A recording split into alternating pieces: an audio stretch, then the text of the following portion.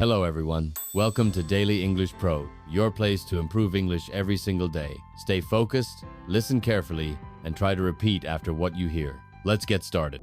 Think for a moment about those times you've been listening to something. Maybe it's a lecture, a new podcast, or even just trying to follow a movie and you feel like you're missing pieces of the puzzle. Often, that feeling boils down to one key thing: vocabulary. And that's exactly what we're diving deep into today. That's right. We've been exploring a really useful document called Vocabulary Expansion for Listening for IELTS Preparation. Right. And even if the IELTS isn't specifically on your radar. Exactly. This guide is just packed with insights that are relevant for, well, anyone who wants to boost their ability to understand spoken English more effectively. Totally agree. Consider this our focused exploration into how you can build a stronger vocabulary, specifically to unlock better listening comprehension. Our aim in this deep dive is really to equip you with actionable strategies and introduce you to key vocabulary areas. Things that will make understanding spoken information clearer and, give you a real sense of confidence when you're listening. And it's so fundamental, isn't it? If you're trying to learn or master any subject through listening, could be complex instructions, audiobooks, even just participating fully in conversations. Yeah. A robust vocabulary is the bedrock. It really is. Okay, let's unpack that. Why is vocabulary so central to listening?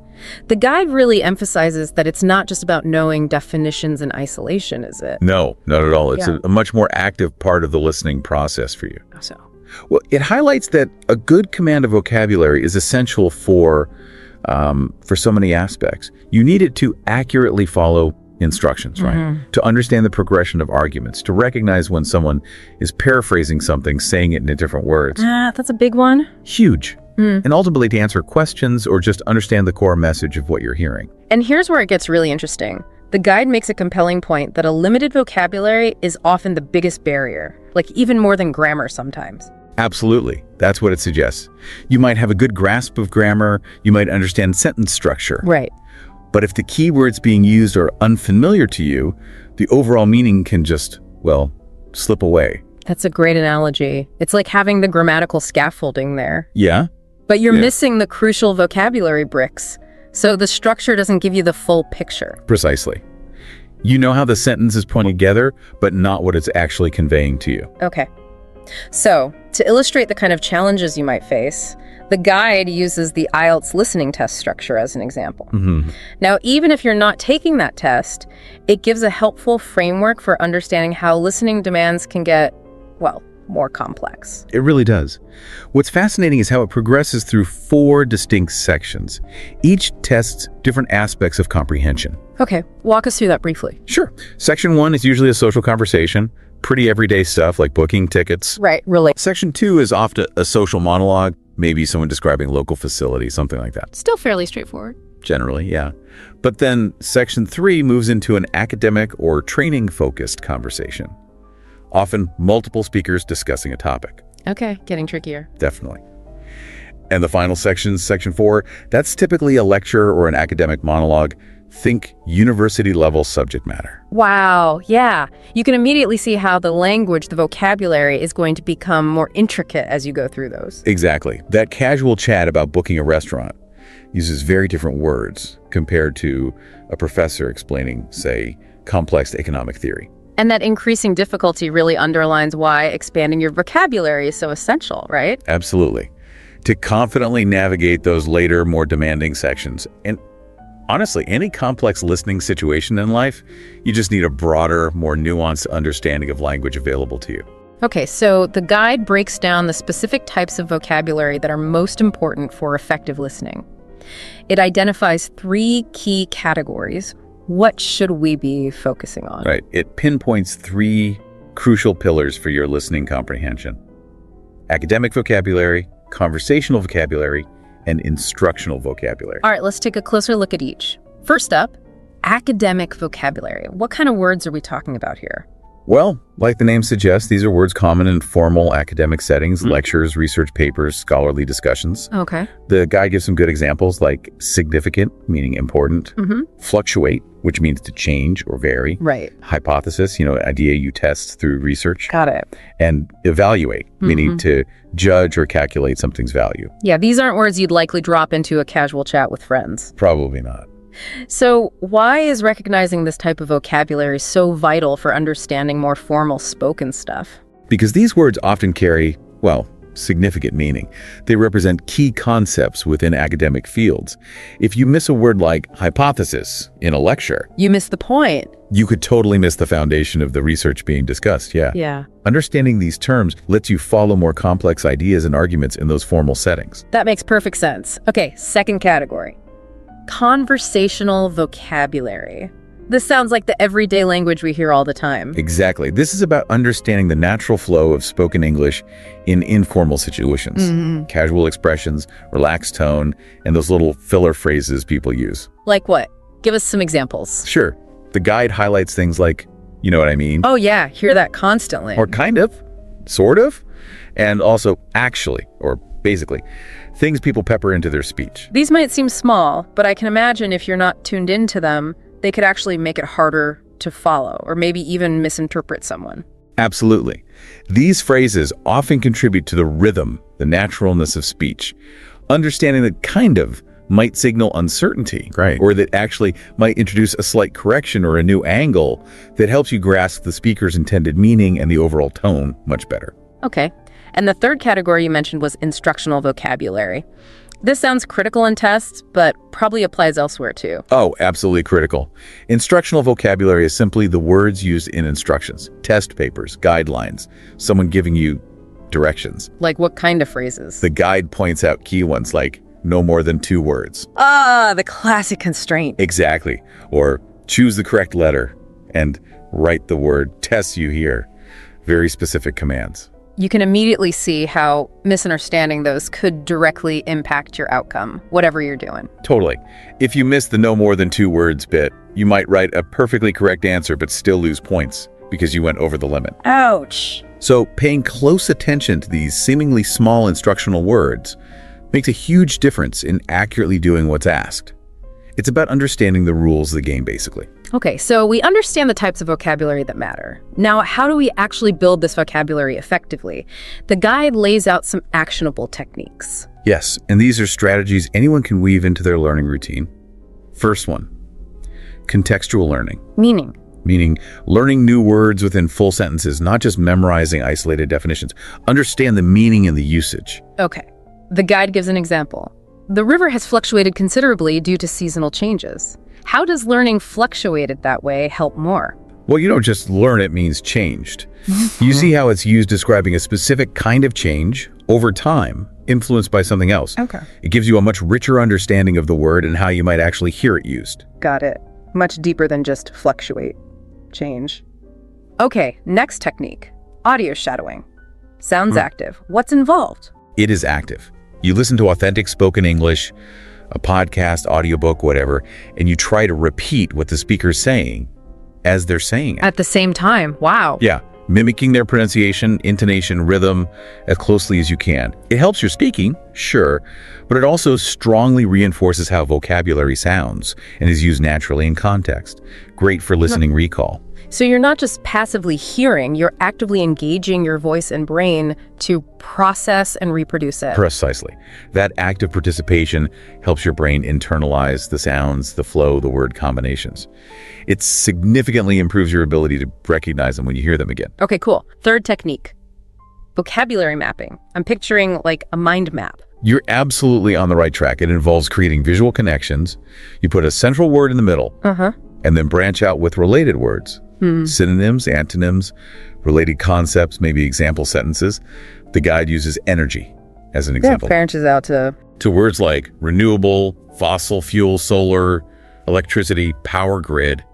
You see the connections visually. I can definitely see how that visual approach would build connections in your brain, strengthen recall when you hear related terms. Exactly. It builds a more interconnected understanding, which leads to quicker, more effective recall when you're listening live.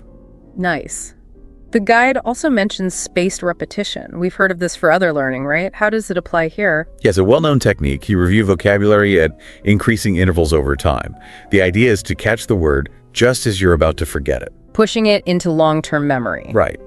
And there are great digital tools for this. Apps like Anki or Quizlet.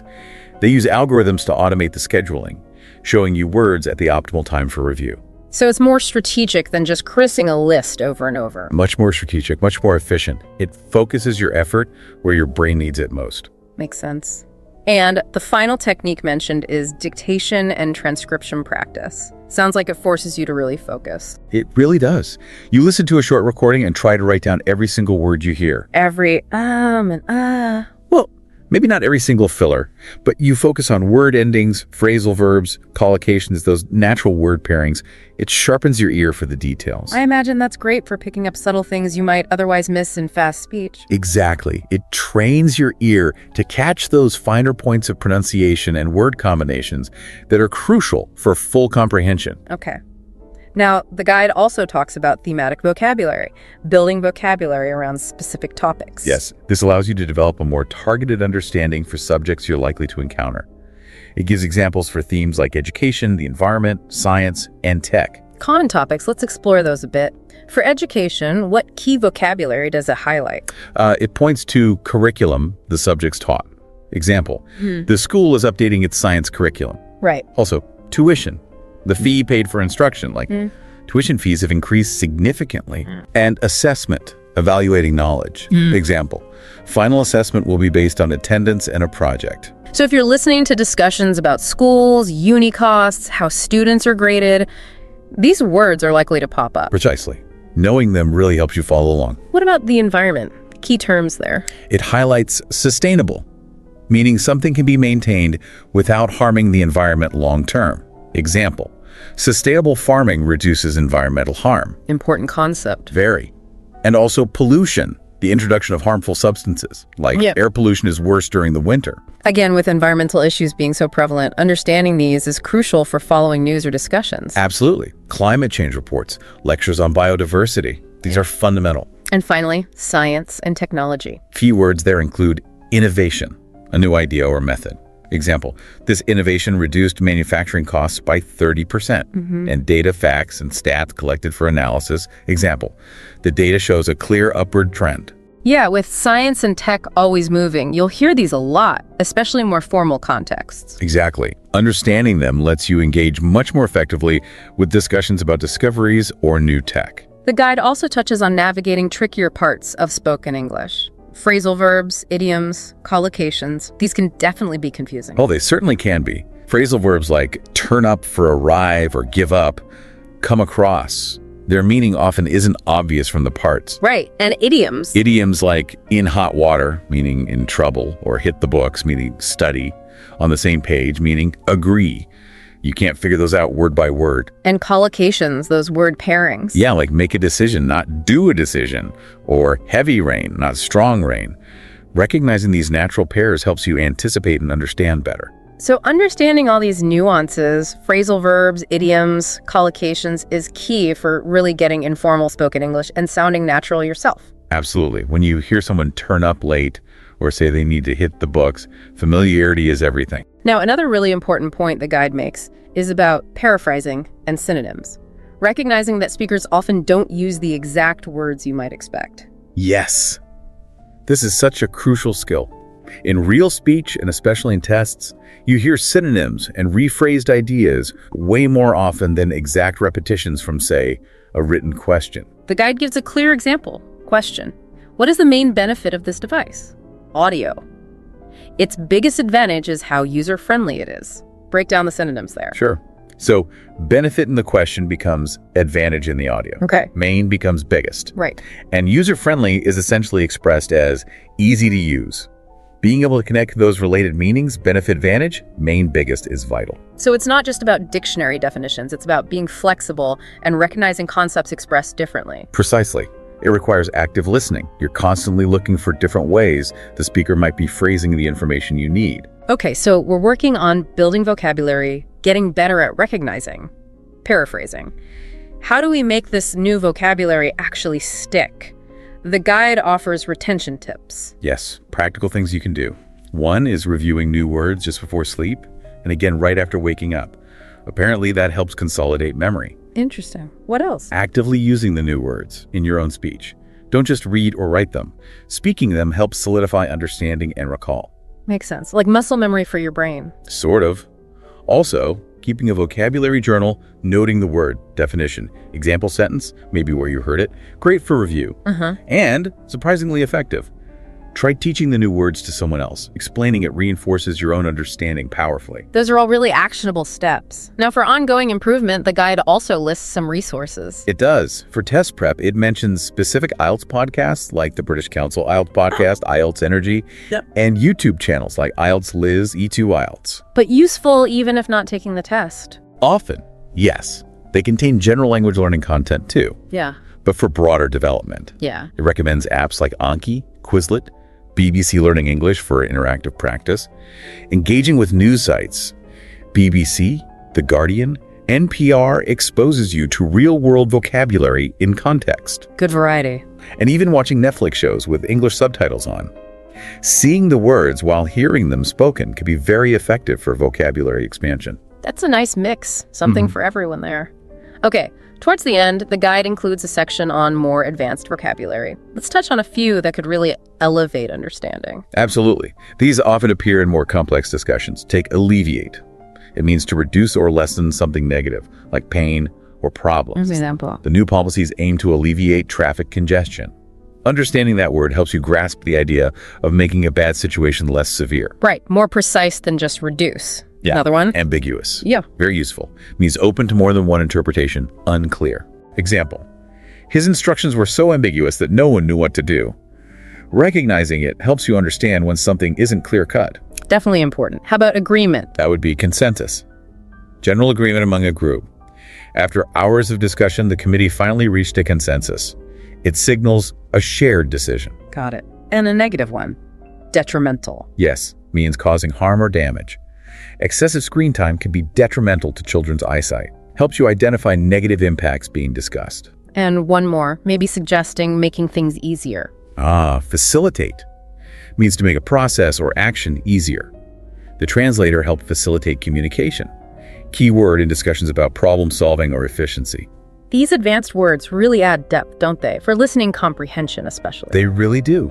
Yeah. And yes, it takes effort to learn them, but the payoff in understanding complex speech is significant. Words like inevitable, viable, controversial, also in the guide add valuable layers. Okay, so we've covered a lot today. Why vocabulary is so crucial for listening, specific types to focus on, techniques for building it, resources. We have. And I think the main takeaway is that building listening vocabulary isn't passive. It really needs active engagement, consistent effort, using strategies like these. Absolutely. So as you go about your day, maybe think about the last time you struggled to fully understand something you heard. Could a stronger grasp of specific vocabulary have made a difference for you then? And maybe what's one new word or perhaps one technique we talked about that you'll try to incorporate into your learning starting today? Yeah, making it a continuous process. Exactly. It's all about making vocabulary, building an ongoing, rewarding journey. British English. No, British accent. That's not just one thing, is it? Oh, not at all. That's crucial. It's a whole spectrum. You've got received pronunciation or RP, traditional BBC newsreaders, maybe? The Queen's English, some might call it. Sort of, yeah? Yeah. But then you have very different sounds, like Cockney in London, or estuary English, which is kind of a mix. And then you go north, or to Scotland, and it's completely different again. So yeah, British is definitely not monolithic.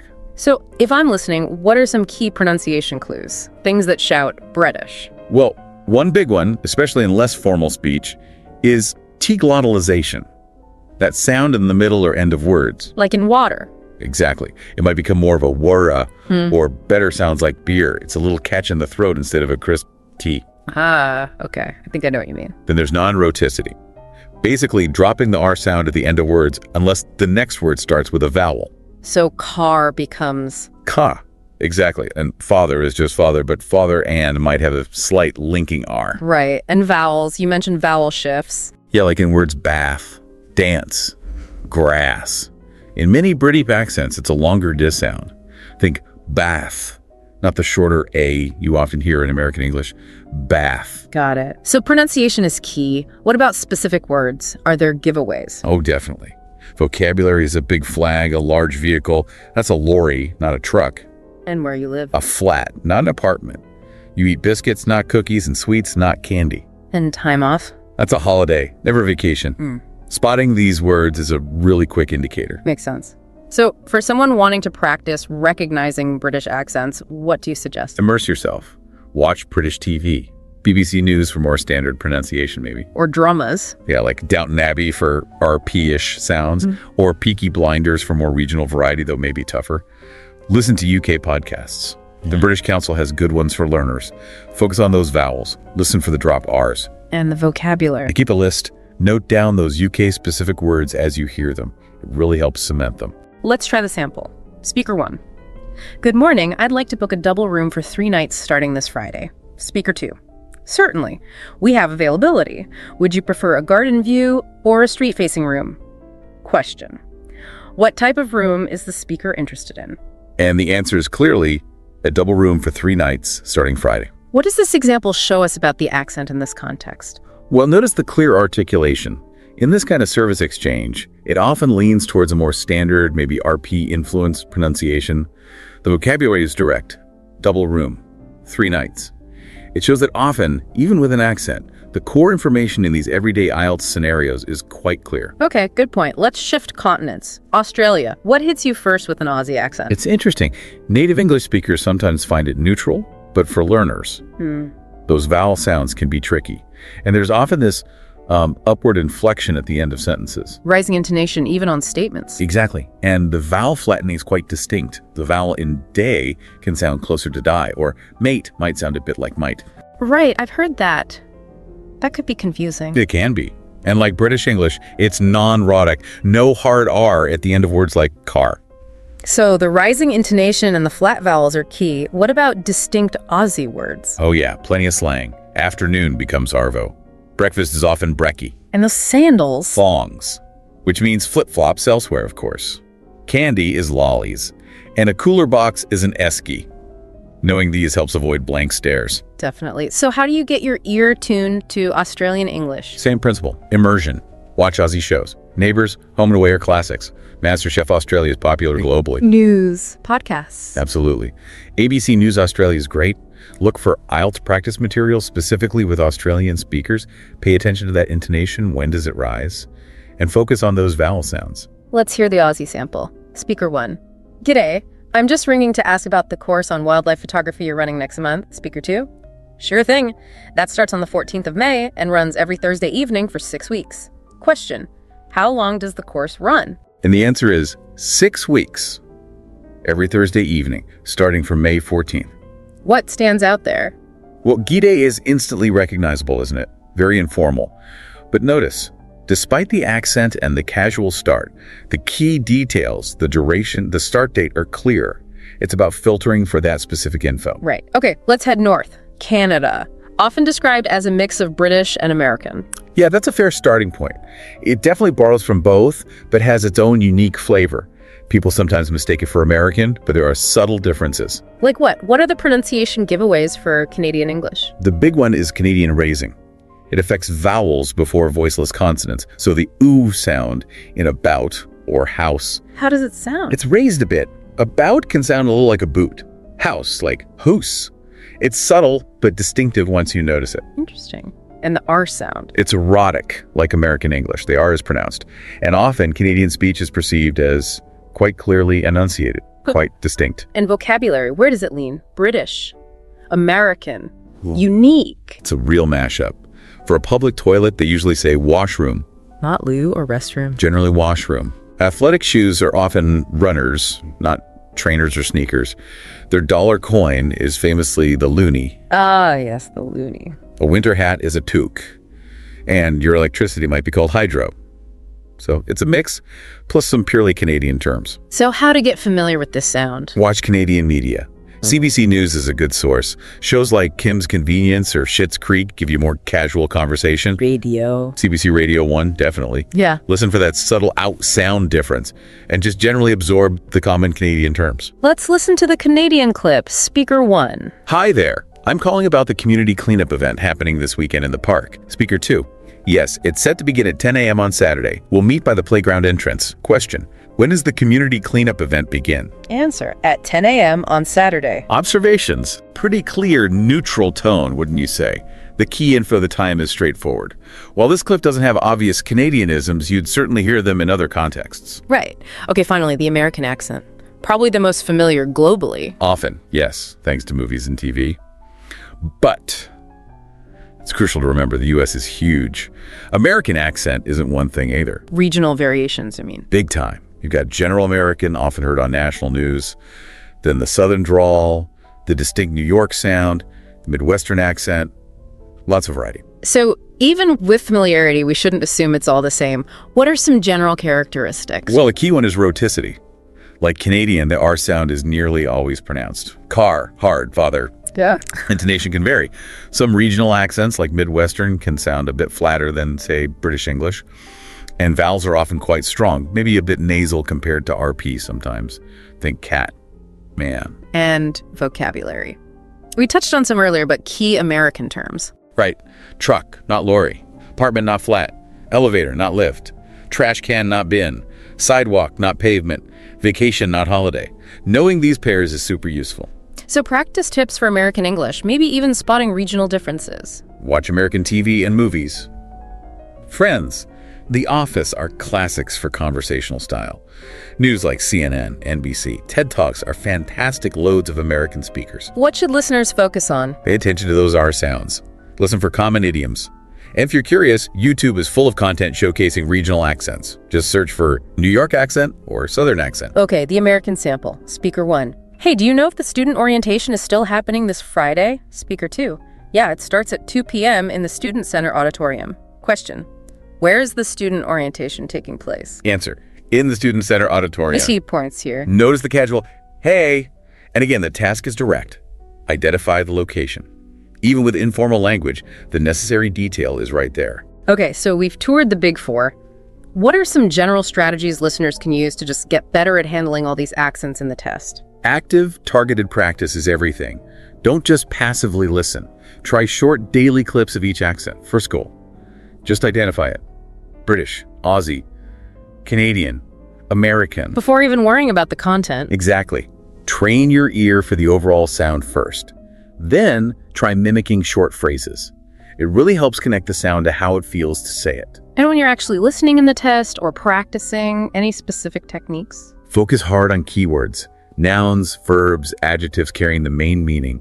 Listen especially for numbers, dates, times, and signal words, however. Firstly, in contrast, they guide you. What about shadowing? Oh, shadowing is brilliant. Repeating what you hear almost immediately. It forces you to catch the rhythm, the intonation, not just words. And use transcripts with audio sometimes to link sound and spelling, but don't rely on them forever. Good point. And note-taking is vital in IELTS listening. How do accents affect that? You need speed. Develop abbreviations, symbols that work for you. Leave space. Don't cram notes together. You might need to add something later. What if you hear a word but aren't sure of the spelling because of the accent? Write it phonetically. Yeah. How it sounds to you. Don't get stuck on perfect spelling. Getting something down is better than nothing. Right. Now, what about common mistakes people make with accents? How can we avoid them? A big one is mishearing similar sounding words. Think can versus can't. The vowel sound differs subtly across accents. Or minimal pairs like ship and sheep. Practice these specific sound contrasts. Makes sense. What else? Accent bias.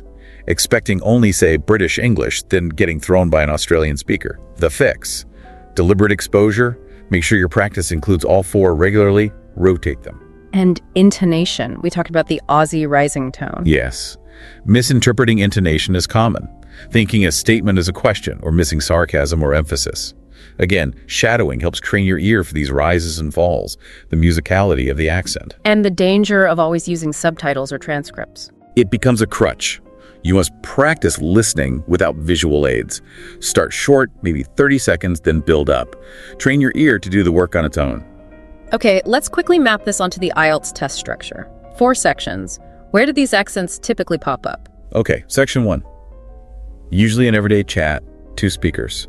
Could be any accent, but British and Australian are pretty common here. Section 2. A monologue, social context, often British, Australian, or Canadian. Section 3 is the academic discussion, right? Yes, usually 2 to 4 speakers.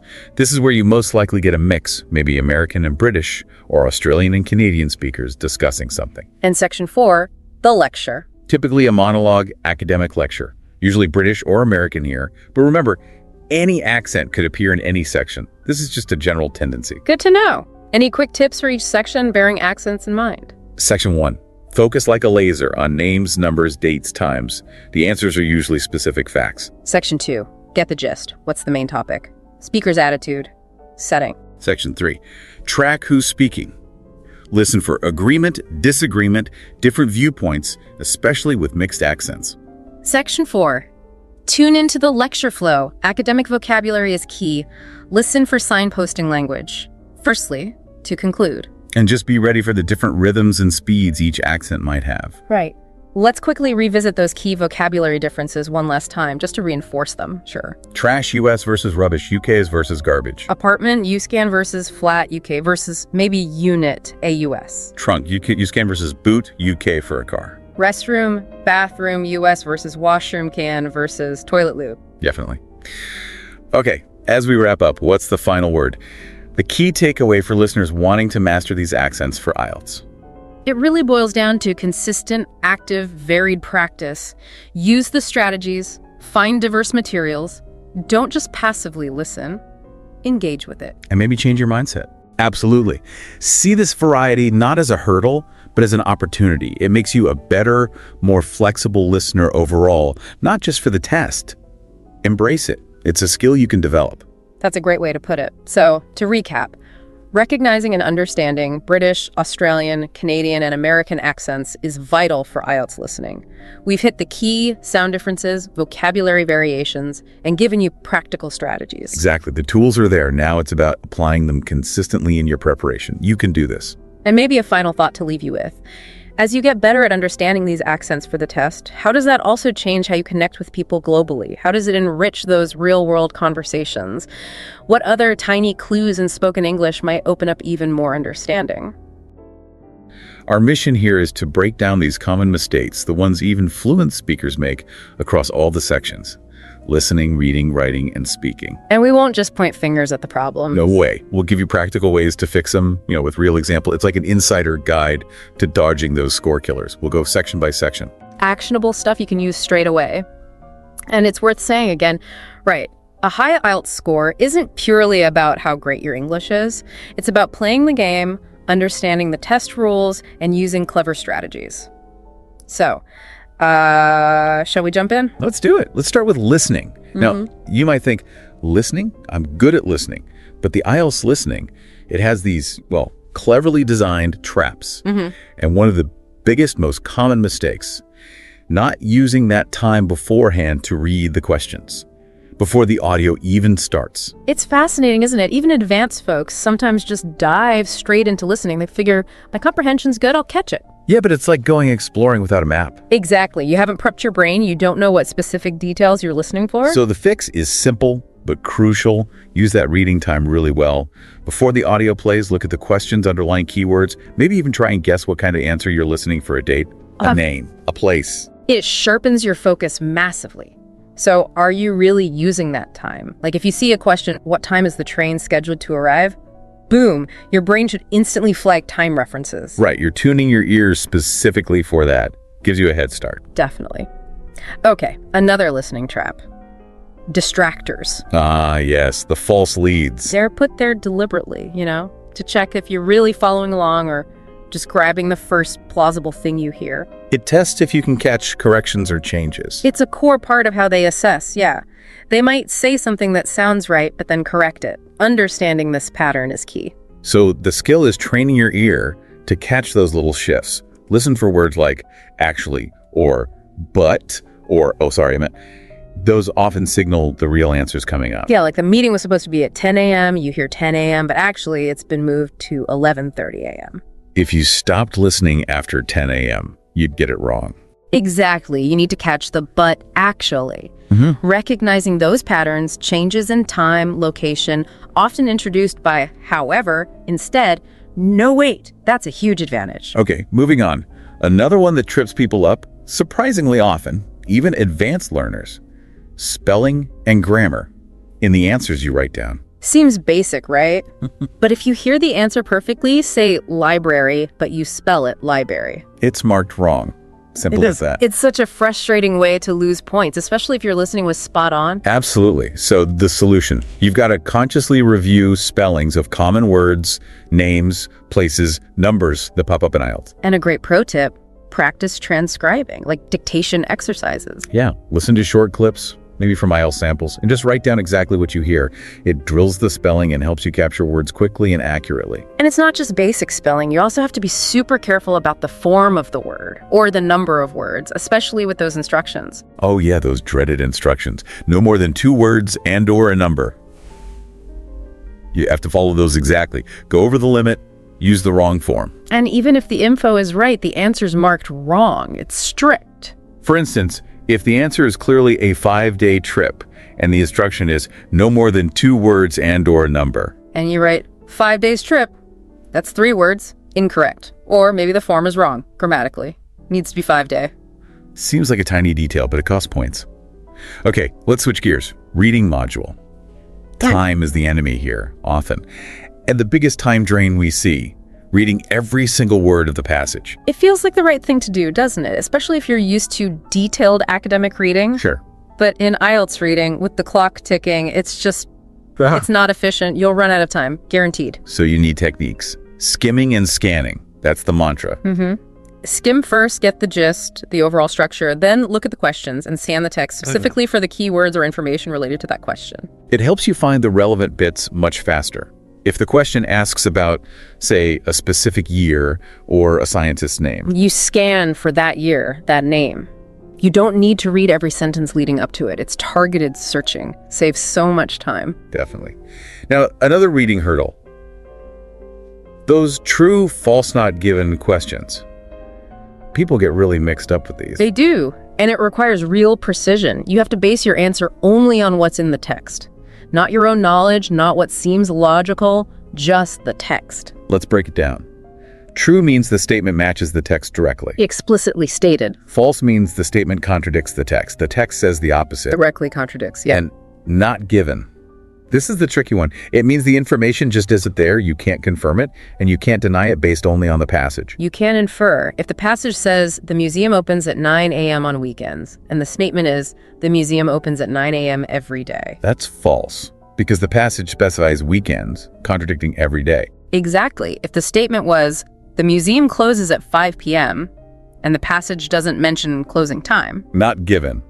Simple as that, but easy to overthink. Very easy. Okay, next point for reading. Synonyms and paraphrasing. This is huge. Absolutely essential. IELTS almost never uses the exact same words in the question and the passage. They test your vocabulary range. It's a core design feature. They want to see if you understand the meaning, even when it's dressed up in different words. If you only scan for exact matches, you'll miss a lot of answers. It's not just about knowing words, it's about recognizing concepts phrased differently. So you've got to actively train yourself to spot these, expand your vocabulary, sure, but also practice seeing how ideas are rephrased. Look for different grammatical structures conveying the same thing. Like the question might ask about the causes of language extinction. And the passage might talk about how minority languages are dying out due to lack of use. You need to connect extinction with dying out. Or causes with due to. Seeing those links is crucial. Look for things like verbs changed to nouns or adjectives to adverbs, common paraphrasing tricks. Right. And one last con. Reading point sounds simple, but happens all the time. Messing up when you transfer your answers to the answer sheet. The pressure gets to you. Rushing at the end. It's easy to misspell something, go over the word limit, or even just write the answer in the wrong numbered box. Nightmare. Such easily avoidable lost marks. The fix. Discipline. Leave a few minutes at the very end just for checking the transfer. Spelling's correct. Word limits obeyed. Answers in the right boxes. Double check everything. Meticulously. It's worth it. Okay, shall we move on to writing? often the biggest mountain to climb for high scores. Definitely a common struggle. And a major mistake here is not actually answering all parts of the question. Task achievement, right. It's a key scoring criterion. If the prompt asks you to do 3 things and you only do 2, your score is capped instantly, no matter how beautiful your English is. So you have to break down the prompt carefully. If it says, discuss both views and give your opinion, you absolutely must discuss view A, discuss view B, and state and justify your own opinion. All 3 parts need to be clear. No shortcuts. Another weak spot we see, even in good writers: weak thesis statements and topic sentences. These are like the skeleton of your essay, aren't they? They hold it together, give it structure and flow. A good thesis statement, usually in the intro, tells the reader exactly what your essay will argue or cover. It's the roadmap. And strong topic sentences at the start of each body paragraph signal the main point of that paragraph. They make it coherent, easy to follow. But what makes a thesis strong for IELTS? It's not just stating the topic, is it? No, exactly. It needs to present your actual position or the main argument you're going to develop in relation to the question. So instead of just saying this essay is about the pros and cons of tourism, a better thesis might be: while tourism can bring economic benefits, its negative environmental and cultural impacts often outweigh the advantages, suggesting a need for stricter regulation. C. Takes a clear stance. Got it. Clear position. Okay. Vocabulary. A classic issue is repetition. Yep. Affects your lexical resource score, even if your grammar's perfect, using important 10 times. Makes the writing feel flat, less sophisticated, limits your score. So the solution is active paraphrasing and using synonyms. Build your vocabulary actively. Instead of just important, think. Significant, crucial, vital, essential. Exactly. Or for problem, try. Issue, challenge, drawback, difficulty, concern. Having those alternatives ready makes a big difference. It does. Now, interestingly, sometimes advanced learners go too far the other way. They try too hard to sound academic. Right, using overly complex sentences or too much passive voice. And the risk there is that the writing becomes unclear, maybe even grammatically messy, while showing grammatical range is good. Clarity is king. You need a mix of sentence structures, simple and complex, but the priority is always clear communication. Don't sacrifice clarity for complexity. Well said. And finally, for writing, time management. Huge issue. Especially the balance between task 1 and task 2. People often spend way too long on task 1, maybe because it seems more concrete, describing a graph or chart. But task 2 is worth double the marks. You need more time for it. The standard advice is solid, roughly 20 minutes for task 1, 40 minutes for task 2. And crucially, plan first. Just a few minutes outlining your main points for each task before you start writing properly. Saves you time in the long run, stops you from waffling, keeps it structured. Vital. Okay, let's tackle the speaking module. Pitfall number 1, memorized answers. Oh, examiners can spot these a mile off. They sound unnatural, robotic. It completely defeats the purpose, which is to show you can communicate spontaneously. Exactly. So don't memorize scripts. Practice talking about common topics, sure, but improvise your actual answers. Sound like you're actually thinking and talking. Instead of some stiff opening like, regarding the question of my preferred leisure activities. Try something natural like, oh, that's a good question. Well, when I have free time, I really enjoy. More conversational. Much better. Mistake number 2, short, underdeveloped answers, especially in parts 2 and 3. Yeah, just giving one-word answers or really brief sentences. It doesn't give the examiner much to assess you on. Right. You're not showing off your fluency, your vocabulary range, your ability to link ideas. All crucial for the score. So a good technique here is the PE strategy. Point, explain, example. Works really well. Make your point clearly. Explain why or give more detail, then give a specific example to illustrate it. So if they ask about your favorite music, don't just say rock music. No. Say why I love the energy of rock music. The guitar riffs really appeal to me. Point, explanation. And then an example. For instance, I went to see Band Name live last year, and the atmosphere was just incredible. Point, explain, example, much fuller answer. Makes sense. Okay, next, pronunciation and intonation. This can really affect how clear you are, even if your grammar and vocab are strong. If the examiner struggles to understand you because of pronunciation issues or flat, unnatural intonation, your score will suffer. Communication breaks down. So how to improve? Recording yourself is brilliant. Listen back critically. Are you stressing the right words? Is your intonation going up and down naturally? Use online tools too, maybe. Definitely. Like Youglish, where you can hear words used in context by native speakers. Or Forvo for individual word pronunciation. Great resources. Good tips. Another speaking habit to watch. Overuse of fillers. We all use fillers sometimes. It's natural. But too many of them really break up the flow, don't they? Makes you sound hesitant, less fluent. Exactly. So the trick is to try and replace those empty fillers with slightly more meaningful thinking phrases. Like what? Like, that's an interesting point, let me think. Or, well, off the top of my head, I'd say. Or, I haven't really considered that before, but perhaps. Gives you a moment to think without just saying, Buys you time more elegantly. Okay, and one last speaking point. Sometimes advanced learners hold back on using complex grammar. Maybe they play it safe. Afraid of making mistakes. Could be. But the examiners want to see a range. If you only use simple sentences and basic tenses, you won't score highly on grammatical range and accuracy. So don't be afraid to try. Use conditionals where appropriate. If I had more time, I would. Use comparatives. It's much harder than. Use relative clauses, the person who helped me. Show off what you can do. Within reason, naturally fitting the conversation. Of course, don't force it unnaturally. Okay, so we've covered the 4 modules. What about general mistakes, things that apply across the board? Good point. The first one seems blindingly obvious, but it happens. Ignoring instructions. Basic, but critical. Word limits, answer formats like writing in capitals when required time limits for sections. You have to read and follow the instructions precisely. Overlooking these details can cost easy marks. Always read the instructions first. Always. Second, big general error. Not practicing under proper exam conditions. Huge difference between knowing English and performing under pressure, right? Absolutely. Doing practice exercises casually is one thing. Doing a full timed mock test, simulating the real exam environment, that's totally different. It builds stamina, shows you how to manage time under stress. So you need to do full-time practice tests. Use official materials.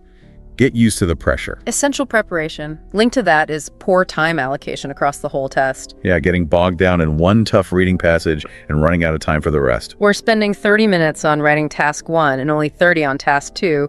Bad strategy. You need a plan for how you'll roughly divide your time and try to stick to it.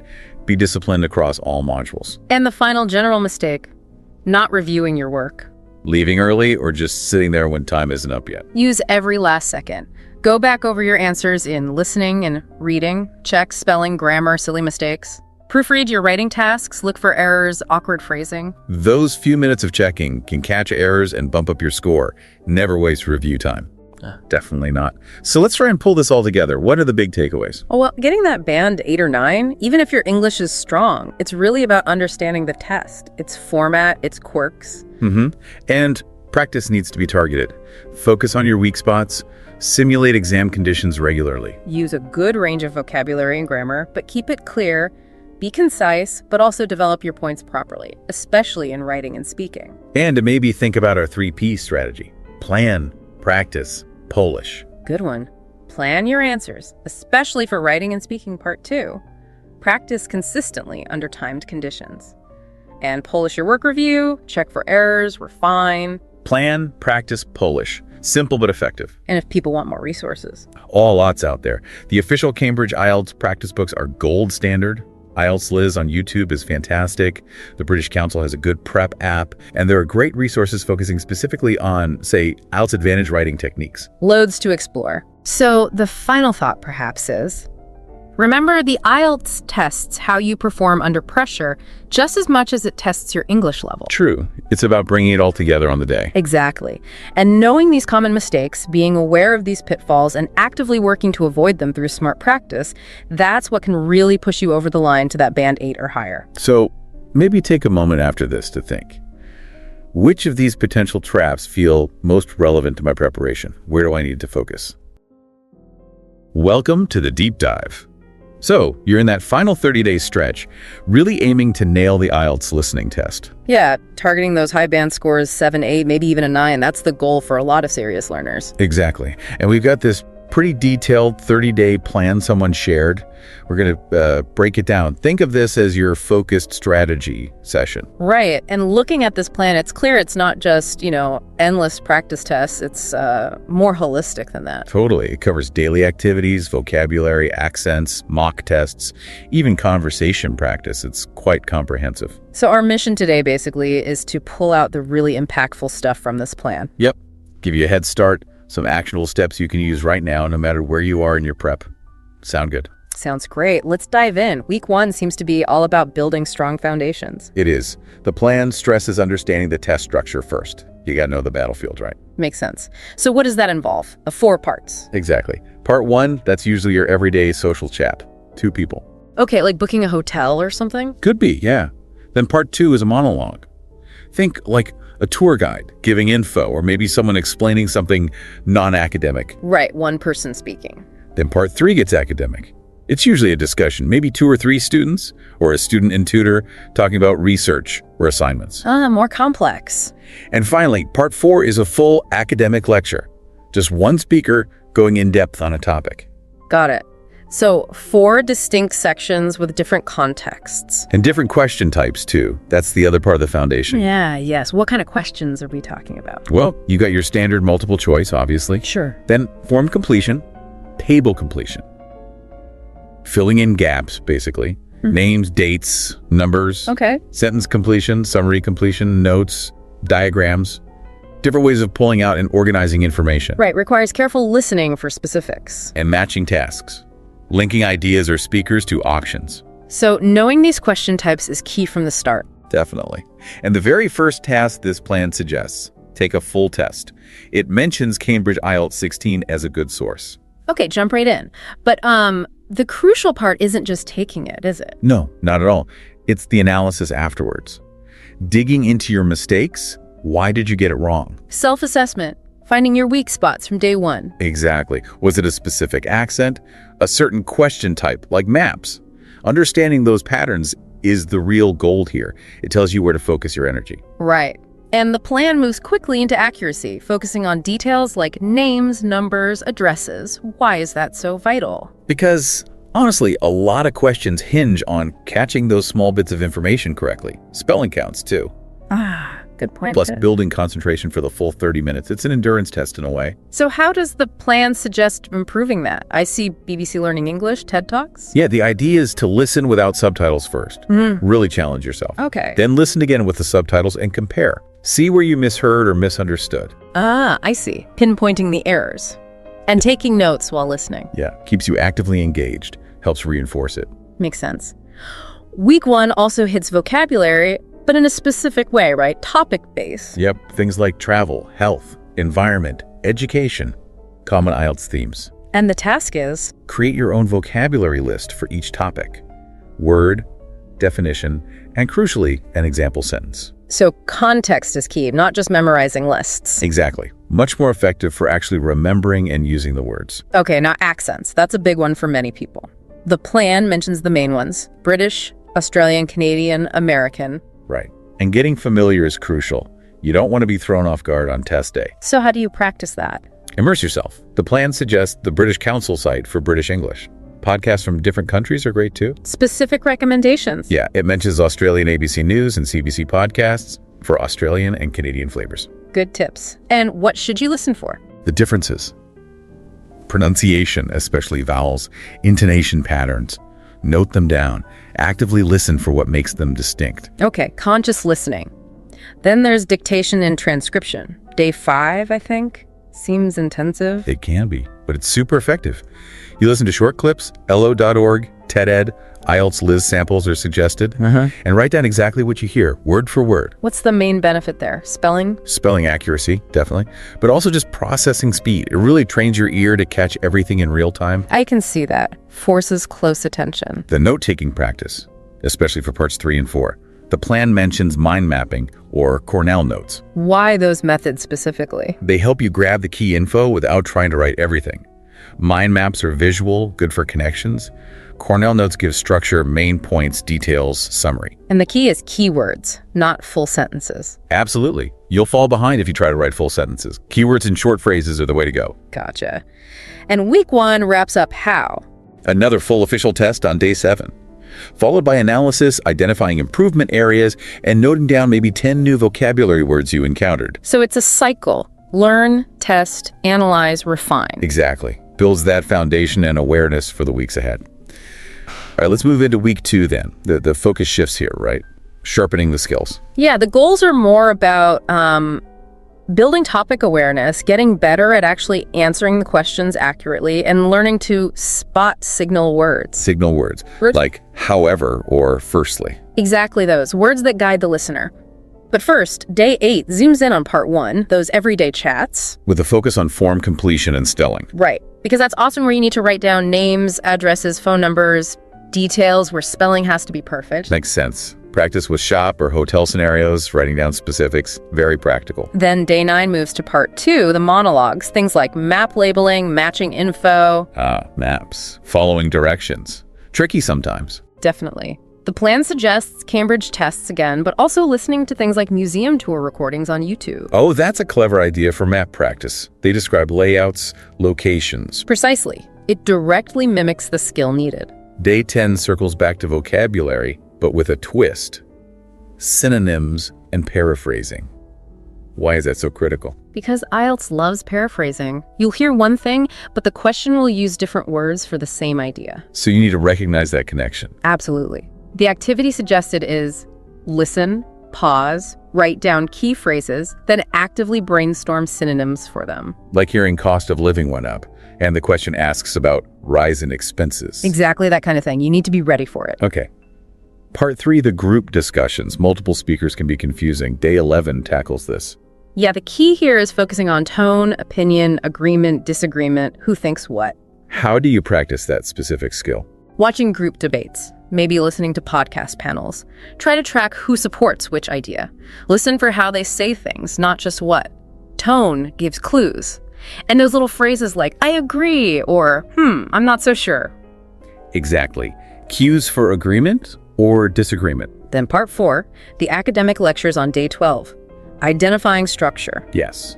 Intro, main points, details, conclusion. Understanding the flow. Yeah. And spotting those signal words we mentioned earlier. Like, firstly, in addition, however, to sum up. Precisely. They're like signposts. They tell you what's coming next. A new point, a contrast, a conclusion. Helps you follow the logic. Recommended practice. TED Talks, actual IELTS recordings. Yep, those are ideal for this. Day 13 hits sentence completion and short answers. The focus is on being concise, right? 1 to 3 words usually. And accurate. Spelling, grammar gotta be right. Extracting specific facts. Okay. And week 2 wraps up with another test on day 14, but with a different tactic. A 2-pass approach. Yeah, this is interesting. First pass, you just try to answer the questions normally. Second pass, you listen again, but this time you're actively analyzing the language. Looking for paraphrasing, identifying synonyms used. So a deeper dive into how the information is presented. Exactly. It really reinforces that skill of recognizing different ways of saying the same thing. Very valuable. Okay, week 3 feels like we're moving into advanced practice now. Refining things. That's the idea. Minimizing mistakes, fine-tuning strategies, and building test stamina. Right. Endurance. Day 15 kicks off with timed practice sessions, simulating the real deal. Yeah, and crucially, minimizing distractions and using the official answer sheet, getting used to transferring answers under pressure. Conditioning yourself. Makes sense. Day 16 is back to vocab, but focusing on high-frequency academic words. Yeah, about 50 topic-specific ones. And again, not just learning definitions, writing your own sentences, using flashcard tools like Quizlet or Anki for active recall. Active learning, not passive. Much more effective. Then day 17 has this listen plus speak plus summarize activity using TED Talks or podcasts. How does that work? You listen, then immediately try to give a 2-minute spoken summary without looking at notes. Oh, wow. That sounds challenging but useful. It really is. Builds listening memory, comprehension, and speaking fluency all at once, forces you to process and retain. I like that. Day 18 addresses the psychological side test anxiety focus. Yeah. Mindfulness or breathing exercises. Yeah, practicing ways to stay calm and focused for the whole 30+ minutes. It's often overlooked, but can make a real difference, training your mind like a muscle. Absolutely. Then day 19 is error log day. This sounds really important. I'd be so too. You go back through all your past mistakes from practice tests. And log them, like in a spreadsheet. Exactly. Categorize them. Question type, topic, what the mistake was, and importantly, what the correct strategy should have been. That forces you to really think about why you made the error. Metacognition. Precisely. You spot patterns, target weaknesses much more effectively. It's powerful stuff. Day 20 introduces rapid response training. Short clips, like 20, 30 seconds. Yeah, and the goal is just to write the main gist in 1 or 2 sentences. Quickly grasp the core message. Training you to filter information quickly. Exactly. Essential skill. And week 3 finishes with another full mock test on day 21. Focus on speed, accuracy, real conditions. Followed by reviewing all the incorrect answers again. Understanding the why. That consistent cycle. Simulate, analyze, adjust. That's how you improve. Okay, week 4.